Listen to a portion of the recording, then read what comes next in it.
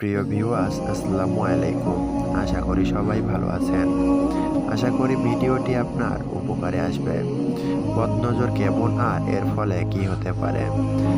১ number, আপনার চুলগুলো দেখতে কালো, ঘন ও সুন্দর। কেউ একজন বললেন আপনার চুলগুলো মারাত্মক সুন্দর। পরের কয়েকদিন ধরে খেয়াল করলেন আপনার চুল পড়া শুরু হয়েছে কোনো কারণ ছাড়াই। ২ নাম্বার, আপনি ভালোই লেখাপড়া করেন বা পড়া মুখস্থ না হওয়া পর্যন্ত পড়ার টেবিলে বসে থাকেন। হঠাৎ একজন বাসায় বেড়াতে এসে বললেন, একটা মানুষ পড়ার টেবিলে এতক্ষণ বসে থাকে দেখলেই ভালো লাগে। তারপর থেকে আপনার আর পড়তে ইচ্ছা করে না। পড়তে বসলেও আর পড়া মুখস্থ হয় না। পড়ার টেবিলে একটানা 10 মিনিট বসে থাকলে আর ভালো লাগে না। ৩ নাম্বার, আপনার স্কিনে কোনো পিম্পল বা ব্রণ নেই, ওঠেও না খুব একটা। ক্লাসে একজন বলল, কি সুন্দর স্কিন তোমার, কোনো দাগ টাগ নেই।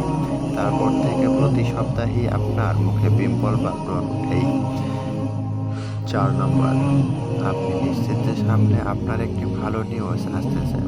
আপনি অতি এক্সাইটেড হয়ে সেটা কাউকে বলে দিলেন।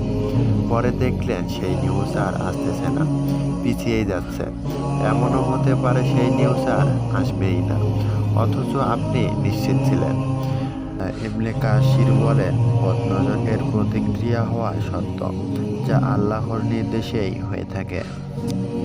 হাফিজ হাজার আসকালানি বলেন, বদনজর এর মূল বিষয় হলো কোনো উত্তম বস্তুর প্রতি যখন কোনো নিকৃষ্ট চরিত্রের মানুষ হিংসার চোখে দেখে, উহার ফলে তখন ওই মানুষ বা প্রাণী অথবা অন্য বস্তু ক্ষতিসাধিত হয়।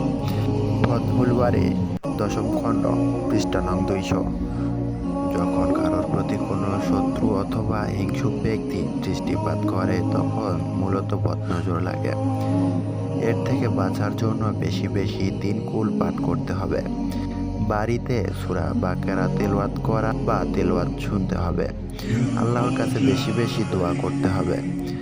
এবং সবচেয়ে বড় উপায় হলো ভালো থাকা মানুষের কাছে প্রকাশ না করা। যেমন কেউ যদি জিজ্ঞাসা করে কেমন আছেন, তাহলে বলবেন আলহামদুলিল্লাহ ভালো। এর চেয়ে বেশি কিছু বলার প্রয়োজন নেই, কারণ বলা যায় না কার মনে কি থাকে। আল্লাহ তাআলা আমাদের সবাইকে বোঝার তৌফিক দান করুক। আমিন।